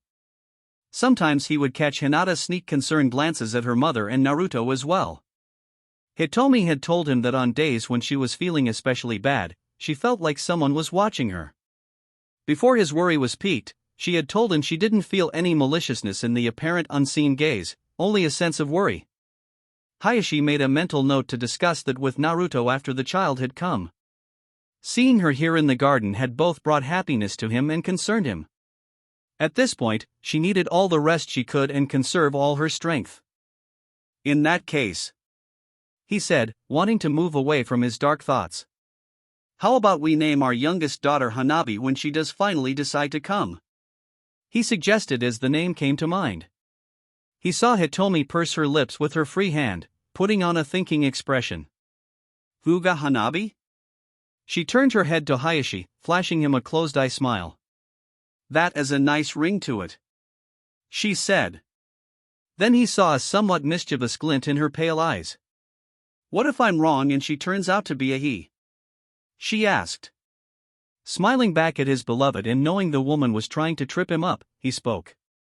We'll still name him Hanabi. He answered he doubted it would come to that. Hitomi had predicted that Hinata would be a girl. Before the whole mess that was the Kyuubi attack, she had guessed Naruto's gender as well. She even guessed what Niji would be. She was 3 for 3, and 4 probably wouldn't be different. Either way, he or she, they'll always be our little firecracker. He felt a strong kick in her stomach. Humph. It seems the baby agrees with you, Hitomi said. Hayashi removed his hand gently from her stomach and wrapped his fingers around her free hand. Of course, she does, he whispered to her. And when she gets there, she'll be showered with all the love that she can handle. I imagine that Hinata is quite eager to have a little sister. He saw Hitomi's smile broaden. I think she'll make for a wonderful big sister. A small laugh could be heard from under her breath. Now that I think about Naruto-kun is rather eager about the baby too. You know how he is around the younger Hyuga children. Much to everyone's surprise, Naruto, the spontaneous and troublemaking child, was very good when handling younger children, showing a degree of patience and understanding that seemed uncharacteristic of the blonde. Then once one thought about it, it started to make sense. Naruto had been alone for the first 5 years of his life, and because of his status as the Jinchuriki of the Kyuubi, most parents would pull away their children when he got too close. They still did sometimes on the occasions he was out of the compound. The orphanage, too, had isolated him from the other children, a fact that the Sandaime Hokage did not take kindly to. Last he heard, the former head caretaker had to leave Fire Country to find a job. Considering those facts, it made sense that the young Uzumaki would be eager to be around other kids and even learn how to handle those younger than him. Because of this, the boy treated the younger Hyuga children with great care, playing games of ninja with them or regaling them with fantastical tales. He would even turn a blind eye to whatever mischievous acts he caught them doing, more often joining them much to the elders' chagrin. Yes, Hyugas were not, in the words of one Tsuminazuka, born with sticks up their asses. In their younger years were about as rambunctious and mischievous as most other children. Most of the younger Hyuga children had taken quite a liking to him, and even some of the older ones as well. Thinking about that, it's not too hard imagining him acting like a doting older brother. Hitomi rambled on. I can already see our little girl calling him Onayakan. Kami above, the fit that the elders would have if they heard that. It was bad enough that he was acting as a negative influence on the future generations of Hyuga. But a possible heir to the position of clan head? They would not like that one bit. They already consider Hinata a lost cause in that regard. He knew that the elders were hoping to mold his second child in what they thought of as the ideal clan head. He wasn't about to let that happen. While he did have the clan's future in its best interest, he wasn't about to let others dictate the path his children would take. From the moment Hinata was born, he decided that his children's future was theirs to determine. He is good with kids, isn't he? Hayashi commented, looking at the blonde in question as he seemed to animatedly talk to Hinata. She had a content smile as she listened. He is. He heard Hitomi answer. I can easily imagine him being a caring father in the future. I think Hinata will be quite pleased with that. It was no secret that their daughter had a crush on her blonde-haired savior. Being a parent as early as a week after the kidnapping, when both had caught her shyly following the boy around the compound. Though to their amusement, the boy was unaware of the girl's feelings for him, often mistaking her intense blushes as her catching a fever, and exasperated when he tried holding his hand out to her forehead. It wasn't hard to conclude that the boy had inherited his mother's denseness. Hayashi remembered why it took Kushina and Minato so long to hook up was because Kushina would always mistake Minato's advances as simple gestures of friendship or wouldn't register them. It took a straight-up love confession, and no, not one where he said, I like you, please date me. His words had been word for word Uzumaki Kushina, I am in love with you and want to marry you someday. So please, will you be my girlfriend? That had been the first time he and Hitomi had seen the woman's face turn red as her hair without anger being involved. It took about 5 minutes before the Uzumaki woman could have coherent thought and a bit longer for her to realize what had happened. A week later, the two had been happily dating, and a year later, they were married. I just hope that it doesn't take him as long as his mother did, Hitomi commented dryly. I never did let that woman live it down. She giggled out. Hayashi felt a smile tug at the corners of his lips. At the very least, we won't have to worry about grandkids for a while. He responded. I may be eager for it, but I'm not ready to hear myself be called grandpa for at least another 2 or 3 decades. He heard his wife giggle some more, a beautiful sound to his ears. I wholeheartedly agree. These two need time to grow more as people before they're ready to be parents. Their childhoods are already going to be cut short as it is with them going into the world of shinobi. She said, her voice turning somber. It's best that any such thoughts be pushed back. Hayashi knew that his wife was worried about the children and shared in them. In the world of shinobi, there was no such thing as innocence. It was a dark place that forced its denizens to take actions and see things that would haunt them in their sleep. It was a world of deceit, blood, and darkness that at times seemed to know no moral bounds. A part of him wants to keep Naruto and Hinata out of the shinobi life. But he knew from the moment they had been born, they would be forced into that world. Hinata was the heiress of a clan that held a powerful and coveted Kekkai Genkai. Naruto was the son of one of the most powerful shinobi in recent history and the Jinchuriki to the Kyubi no Kitsune, the strongest of the Biju. Without their knowledge or say, their fates had been decided. The two parents heard a soft grunt. They saw that Hisashi was standing close by. Niji was close behind him. If you don't mind me interrupting, he said, pointing to the playing children. But I believe it is time that we called Hinata-sama and Naruto-kun over. To tell them about the change in their daily schedules. Hayashi smiled inwardly, glad that his brother was taking their minds off such things. Their fates had been decided, but it did not mean that they still could not shape their futures in ways that would be to their liking. As an adult, it was his duty to see that the children would have the tools they needed to take the future into their own hands. You're quite right, brother, Hayashi responded. I think we delayed this long enough. He faced Hitomi. Haim, would you do the honors? He asked her. He saw her give him a gentle smile. I would be honored, Hayashi-kun. Looking at the children again. For a brief moment, he thought he saw a glimpse of the future. An older Naruto looking so much like his father wearing a familiar set of robes and Hinata grown looking every bit like the beauty he knew she would be. They were close together shoulder to shoulder and gazing down at a bundle cradle in Hinata's arms. Both of their faces were ones of pure bliss. It was a serene image that brought untold joy to Hayashi's heart. Then just as quick, it was there, it was gone, and he could see the children were approaching them. Hayashi blinked, then shook his head to clear his mind. What was that? Had Kami seen fit to grant him a brief glimpse of the future? Or had it just been an odd trick of the light, something he had imagined? The memory of the image was quickly fading and already was too hazy to make out any details.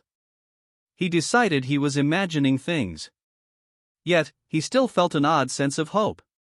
He knew that even if their roads on life took them down to some very dark places, they would have each other to hold on to, and when they reached the end of the road, a glimmering light would be waiting for them. The children reached them. Yes, Otosan and Kazan, Hinata said. We have an announcement for you too. Several hours later. The academy? Hinata thought to herself. I wonder if the people there will be nice. Will the other kids be nice too? She wasn't surprised that she would be attending the academy this year. The rumors she heard around the compound said that the heirs to several major clans would be attending this year. It stood to reason that her clan would be compelled to enter her, if only as a gesture of obligation. She was entering for political reasons, at least that's how the elders viewed it. Looking at her father and mother as they talked to her and Naruto, even at her uncle Hisashi. She knew they had other reasons for the two to enter. Reasons that were more benevolent aside from the need to showcase the power of the clan. Slap. Thunk. Thud. Her lavender eyes returned to the sparring match in front of her. She saw Naruto just barely shifting out of the way of an open palm aimed at his shoulder. Naruto's opponent Neji moved his other palm for another attack. This time Naruto blocked it with his arm, then moved his head out of the way of another palm strike. With his free hand, he aimed at Neji's chest. Neji was quick to react and flawlessly deflected the attack. Standing outside the training arena was an older Hyuga. He didn't have the caged bird seal on his forehead, indicating his status as a member of the main house. He was watching the match carefully. Occasionally she would see the man give a nod of approval. He was not the only one watching, though, or rather not the only thing watching the spare. Up in the air and around the training arena was a strange sight to outsiders, and truthfully some insiders. Inside the arena, hanging at a height that none of the combatants could reach, were several pairs of eyes. About 5 pairs to Hinata's, counting for a total of 10 eyes gazing at the spare. Though Hinata knew that there were more watching out of sight. This was Naruto's power, his Kekkei Genkai. He called it the Fudigan, meaning the levitating theft eye, a description that aptly describes its main ability. That was to steal the eyes of others and allow Naruto to see through them. She had first learned of Naruto's new talent sometime after her return to the compound on the night of her kidnapping, a night she still had nightmares about from time to time. To say she was surprised, even a bit freaked out by the pair of floating eyes that hung around the boy responsible for saving her, would be an understatement. She quickly grew used to the sight even as more eyes were added to Naruto's collection. Even with the kind reassurances of Naruto, Hinata still blamed herself for that night. Had she not been so weak, Naruto would have never lost his true eyes, and her uncle would have not been punished so harshly. In another time in life, she might have let the consequences of her weakness drag her down. But thanks to Naruto's kind words and determination to grow stronger, and with the support of her father, mother, and uncle, she instead let it become a driving force for her to become stronger. To overcome her weakness so that those she cared about would never come to harm again. It wasn't easy going in sparring matches. She still found herself hesitating to take advantage of openings. The elders still thought that she was too soft-hearted to be clan heiress. To top it off, Neji would take whatever chance he had to belittle her efforts, claiming she could not defy her fate. He didn't used to like that. Before the kidnapping, he had a kind, gentle, even supportive of her. But after that night, he had become cold and at times hostile to her. He had developed a fatalistic view of the world that seemed almost impossible to break him of. She knew why he became like this. The elders had punished his father, her uncle, harshly. They did it right in front of Neji, too, as a lesson to him. Failure was not to be tolerated, especially when it could jeopardize the future of the clan. They had made her watch, too, claiming that it would serve to remind her of the branch family's station in the clan. The sight of her uncle collapsing into a heap, convulsing with pain as his seal was activated, horrified her to no end and added to the nightmares she had on bad nights. Had it not been for her father's timely intervention when he caught wind of the disciplinary action the elders were taking, Neji's father might have died that day. Instead, he had been confined to bed recovery for over a week. Since then, Neji had changed, becoming the person he was today. It saddens her to know that he held her in such contempt and blamed her for his father's punishment, and to some degree, she agreed with him. She imagined that without Naruto, she would have taken her cousin's change in person and hostility towards her far more severely. "That is enough," the Hyuga instructor said, taking the girl out of her thoughts. She glances back at the combatants. Both Naruto and Neji were face to face, arms extended out into an attack. But even from here, she could tell who the winner was. While Naruto had his palm to Neji's jaw, the former had his to the latter's chest, about where his heart was. Had it been a real fight, while Neji might suffer a knockout blow, he would have dealt a fatal blow to his opponent. A Juken-powered blow would have caused the heart to stop. Both fighters relaxed their stances and stepped away from each other, giving room to breathe. It was clear that both boys were worn from spare, sweat dripping from their faces and splashing to the floor. Both were short of breath. However, Neji's breathing was heavier than Naruto's, a fact that his pride would never allow him to admit. Now bow before your opponent to show respect. The Hyuga man instructed. There was a moment where the two simply stared at each other, contempt and arrogance in the eyes of one and annoyance in the other. Then both boys did as the man said. They straightened their postures and bowed to show their respect to each other, non-existent as it was. Rise, the instructor said, walking to the boys. Hinata got up from her seat and made her way to Naruto. Now tell me, Niji-san, why did you have trouble gaining victory over Uzumaki-san? He asked the young prodigy. Even though your form was flawless as it is always. Hinata saw Niji bit back his initial response. It wasn't something that the instructor would have been able to notice. Even though my strikes were precise, Uzumaki-san has always proved to be a stubborn foe to put down.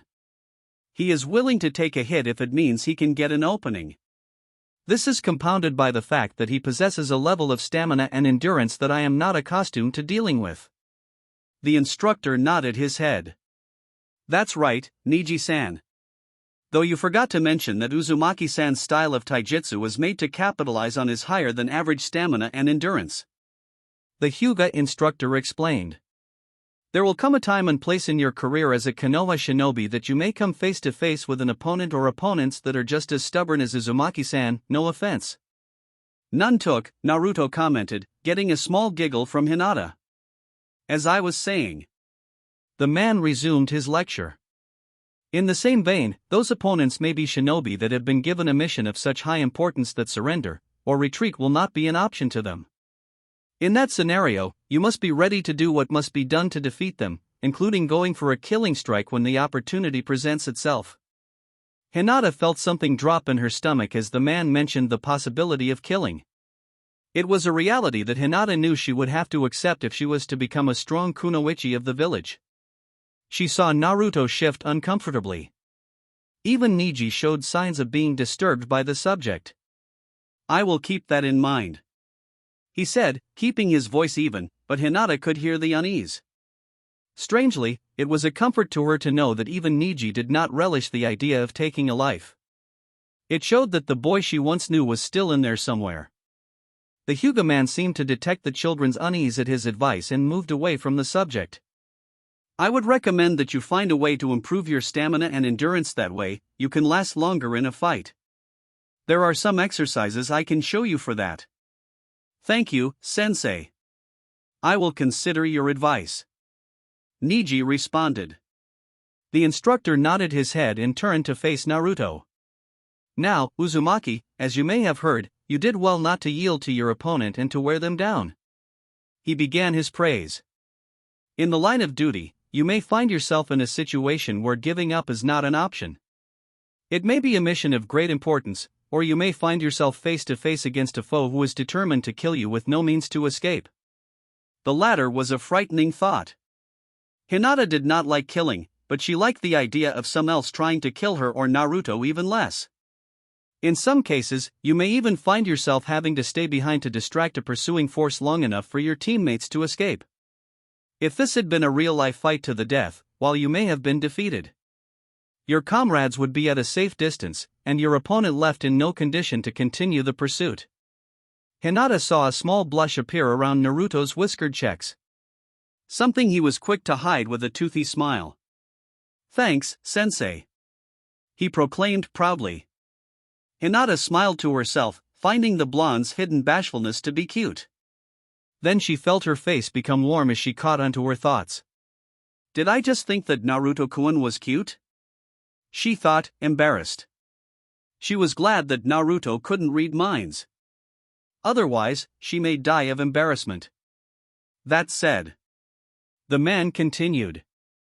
While you may find yourself in such scenarios more often than not, you won't. I would advise that if you ever come face to face against a foe who is vastly more powerful than you are or an insurmountable obstacle that you find a means of retreat and withdraw. Naruto frowned at the suggestion. He never did like the idea of giving up. He was too stubborn at times. Hinata placed a hand on Naruto's shoulder. Started for a second, he turned his to face the shy girl. Behind him, she could see a pair of eyes gazing at her. She directed her attention at Naruto, his face showing surprise at her gesture. He's alright, Naruto-kun. Please don't be reckless, she said to him, her checks lighting her stutters. She never liked that part of herself, even when Naruto told her it was okay, and he even found it cute. A statement that had induced a fainting spell in her and caused the boy to worry about her well-being for several minutes. Her mother still teased her about it to this day. She thought of it as another sign of her weakness. It seemed that the blonde-haired boy understood her worry as he nodded an okay at her.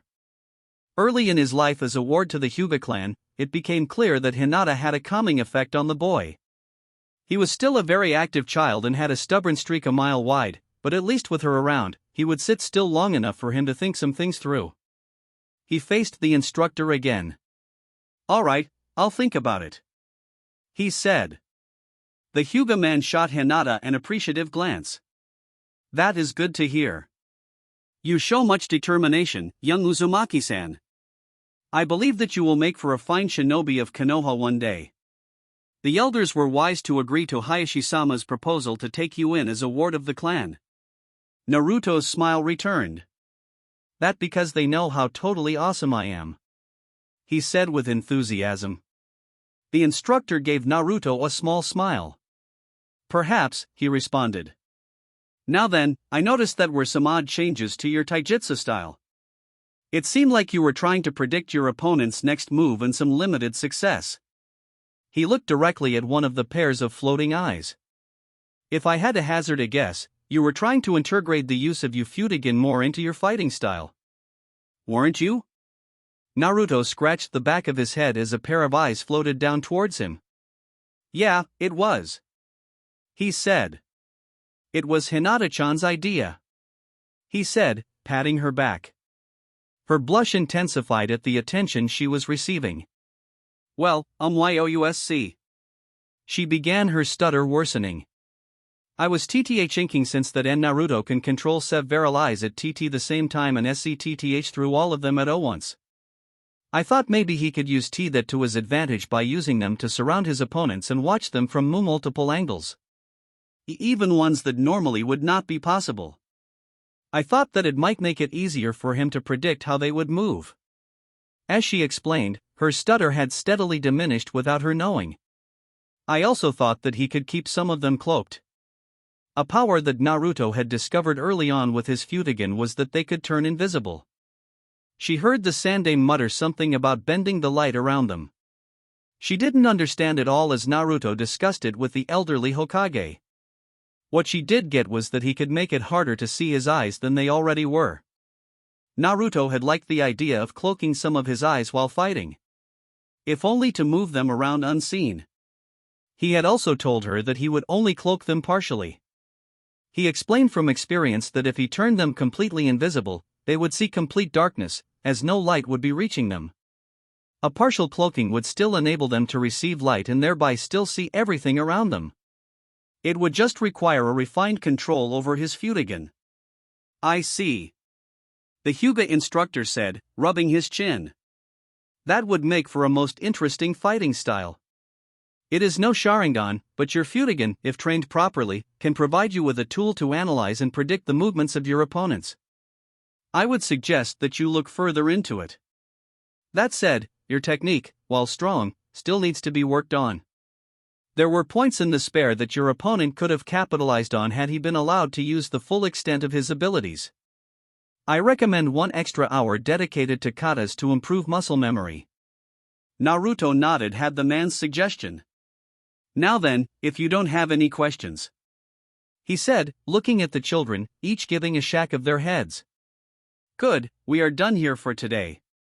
I will be sending a report to Hayashi-sama of your training. I am certain that he will be pleased by all 3 of your progress.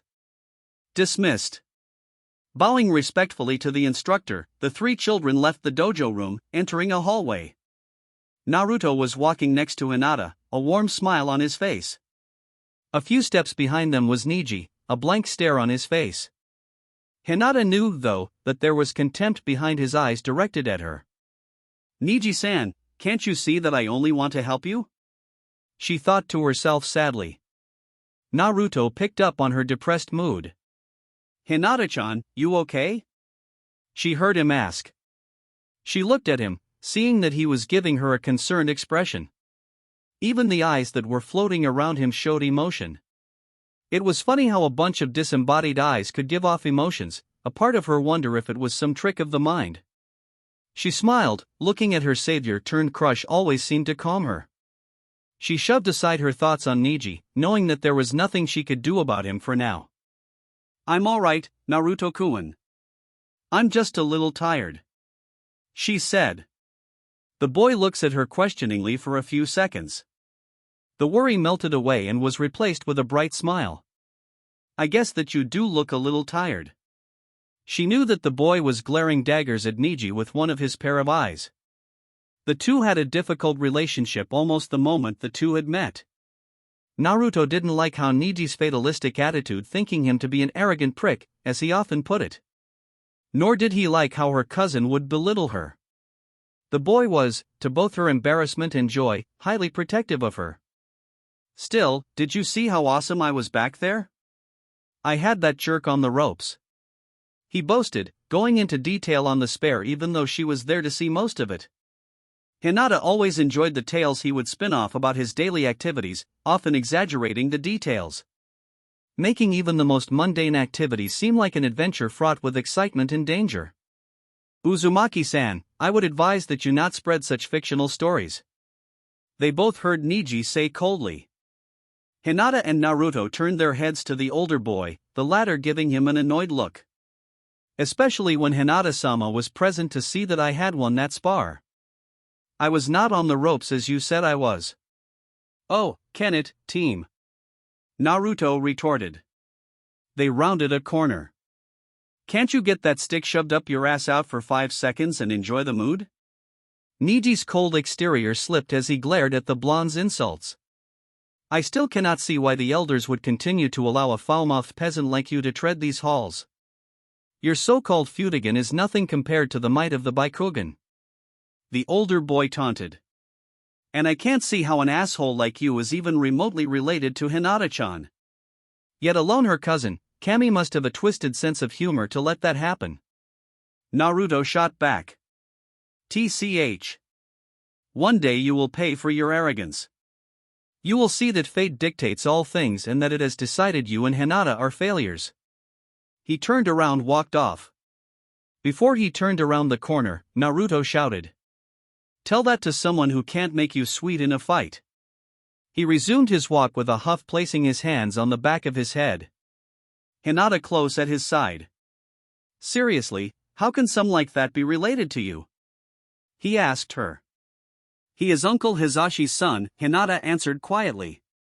"Are you sure that he didn't just find him in some ditch somewhere in the compound and took him in?" Naruto said darkly. "Naruto." Hinata chided the boy, getting a nervous laugh from him. "Alright, fine," he said, dropping the matter. "Still, I can't get how someone like him can be related to someone as kind and sweet as you are." Hinata blushed at the description Naruto used for her.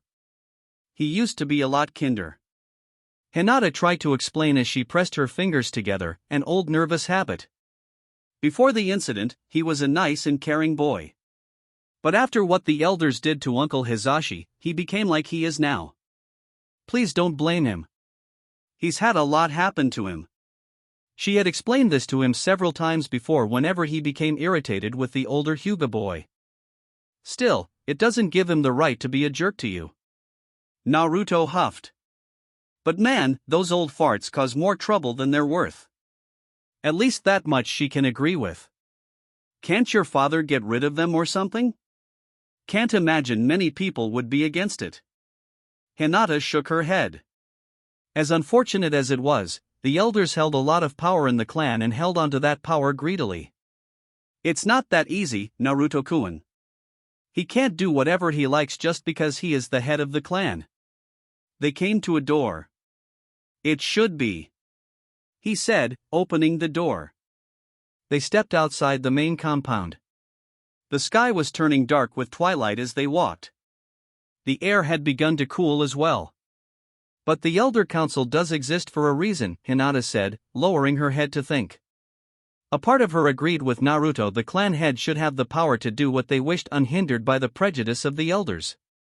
At the same time, though, she understood why the council existed to limit the power of the clan head. The idea was to prevent any future clan head from abusing their power and provide them with counsel on important matters. Hinata knew her father would never abuse his power as the leader of the Hyuga, and he was one of the wisest people she knew. But she knew that in the history of her clan, there had been clan heads that had abused their power and would have to lead the clan to ruin had it not been for the Elder Council. There was no denying that they had done good in the past. But today, though, the elders themselves had become a problem for the clan. Once, they may have been filled with the wisest of the clan who truly held the clan's best interest at heart. Now though, she couldn't help but see that the elders had become too set in their ways and tradition. Tradition that was slowly tearing the Hyuga apart, branding the majority of their family with a seal that many would consider barbaric.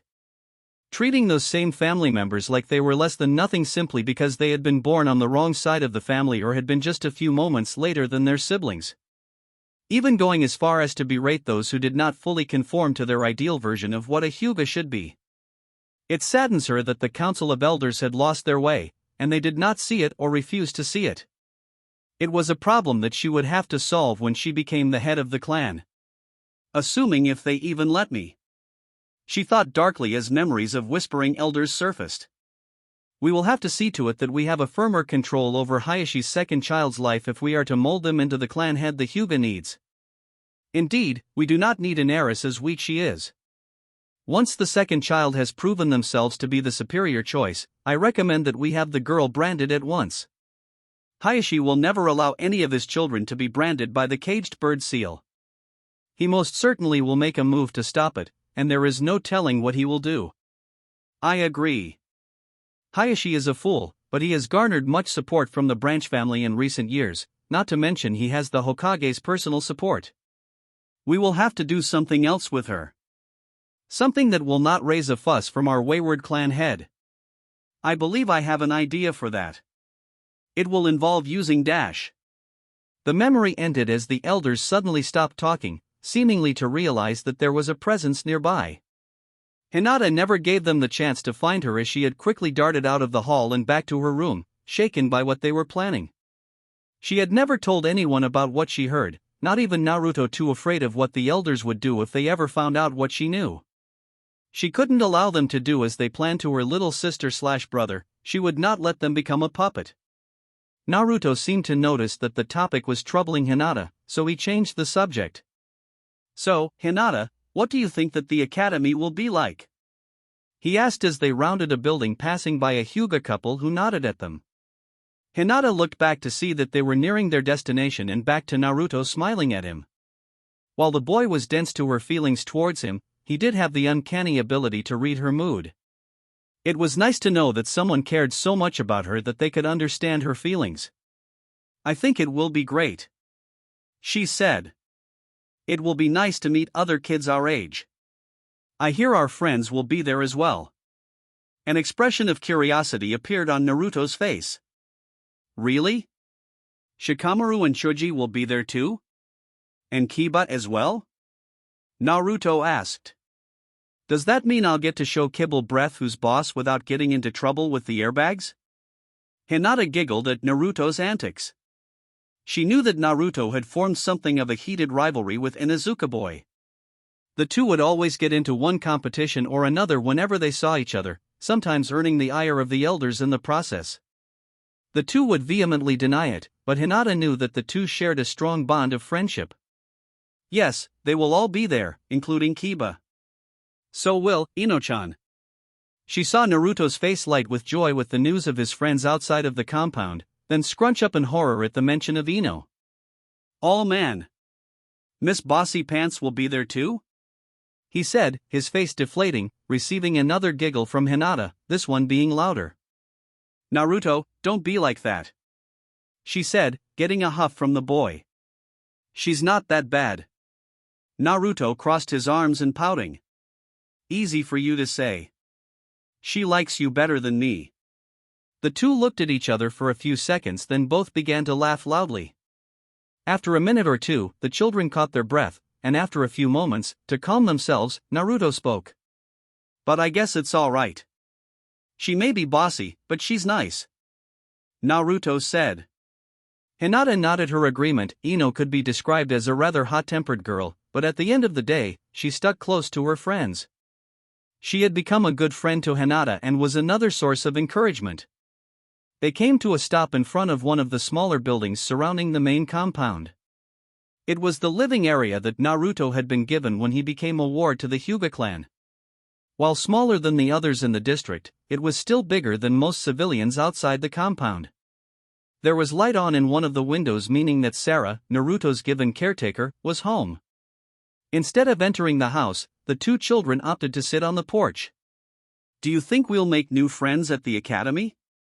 Hinata asked. Even though she knew Naruto would be there at her side and her other friends would be there, she was still nervous. There would be many civilian children attending, and Hinata heard that clan children or even shinobi children usually didn't get along with them because of their different upbringing. Would the other kids make fun of her for her eyes? It was something that Hyuga children sometimes dealt with when they left the compound. How would they treat Naruto, or even what would the teachers do? She'd seen the way the adults would look at him whenever they walked down the streets. Sometimes she'd hear hushed whispers, barely making out the words foxbrat or demon child. It confused her to no end. Why would they treat Naruto like he was some kind of bad omen? Whenever she asked her father and mother about it, they would say that she should pay no mind to what others thought of Naruto and that she should continue treating him like she always does, like a friend. What she did know was that it had something to do with that strange chakra that enveloped him on that night 2 years ago. It'll be fine, Naruto said to reassure her. I'm sure lots of kids will want to be our friends. Even if they don't, we'll prove how awesome we are and change their minds. He said, standing up, striking a pose. Hinata giggled, always happy to see her crush brimming with confidence. Sometimes it made her envious of how bold Naruto could be, wishing she had even half of his energy. I guess you're right, she said. Naruto sat back down next to her. Besides, we'll still have our other friends, and they'll be enough, he said. Hinata smiled, realizing he was right. They didn't have a lot of friends in their lives right now. Hinata leaned back, placing her hands behind her to support her, and gazed up at the darkening sky. You're right, Naruto. We do have good friends, don't we? She may not have the confidence she wanted or the skill she wished she had. But with the help of Naruto and the others, perhaps one day she would be the person she always wanted to be. A woman brimming with confidence and had the power and skill to shape her destiny. When that day finally happened, she would ask Naruto to help her change her clan for the better. To create a clan that was no longer divided in two but would be one that valued family above all else. She looked to Naruto, a small blush forming on her cheeks, and perhaps one day she would be able to ask him for something more. The two sat there chatting until the sun had fully set before they said their goodbyes. Thank you for watching today's video. And please make sure to like and subscribe.